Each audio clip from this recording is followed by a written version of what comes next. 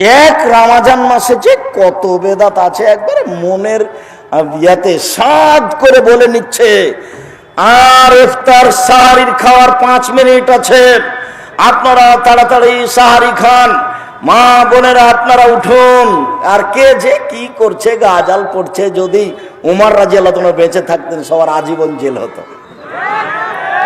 উমর রাদিয়াল্লাহু আনহু বেঁচে না থাকার কারণে সবাই পাপ করার সুযোগ পেয়েছে, মুখ খুলতে পাবে না, শুধু আজান, শুধু আজান। কোরআন মাজিদ পড়তে পাবে না, গাজাল পড়তে পাবে না, বলতে পাবে না। আপনি যে চিল্লাচিল্লি করছেন অত তো আর একজন যে তাহাজ্জুদ পড়ছে।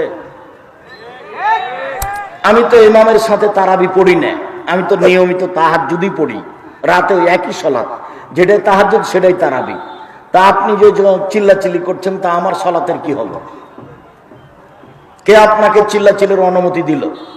আপনার হুজুরও বেদাতি, আপনিও বেদাতি। পুরো রমজানটা বেদাত দিয়ে ঘিরে রেখেছেন। কিসের ইবাদত খামাখা? আপনার খাওয়ার না খাওয়া দুটাই সমান। আপনি ছিলেন রোজা, সিয়াম ছিলেন না। সিয়াম মানে বিরত থাকা, রোজা মানে উপবাস থাকা। 16 আনায় মিছে জীবনটা আপনার, 16 আনায় মিছে।